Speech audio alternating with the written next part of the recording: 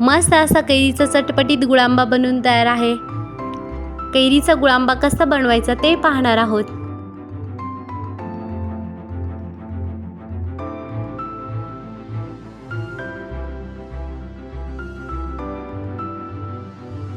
चार कैऱ्या स्वच्छ धुवून त्याची साल काढून घेत आहे।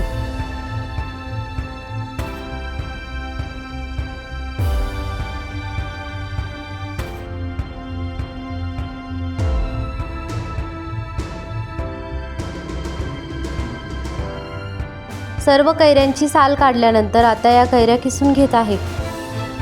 एका कढईमध्ये किसलेली कैरी घेत आहे। जेवढी कैरी घेतली तेवढाच गूळ घेणार आहे। 1 वाटी कैरीचा किस आहे तर 1 वाटीच गूळ घालणार आहे, कारण मी ज्या कैऱ्या वापरल्या आहेत त्या खूप आंबट आहेत।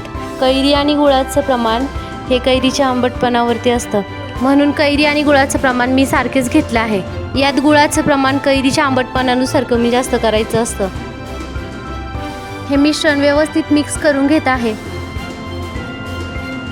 आता झाकण ठेवत आहे। लो टू मीडियम हीटवरच गुळांबा शिजवून घेत आहे।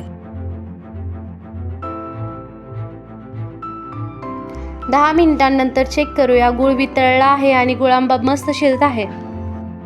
यावर परत झाकण ठेवून 10 मिनिट आणखी शिजवून घेणार आहे।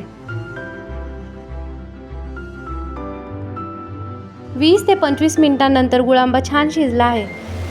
गुळांबा व्यवस्थित शिजवून घेतला की तो चवीलाही छान लागतो आणि जास्त दिवस टिकतो।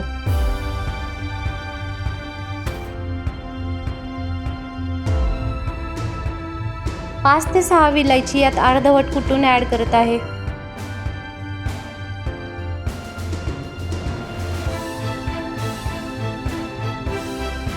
आंबट गोड चवीचा गुळांबा बनून तयार आहे।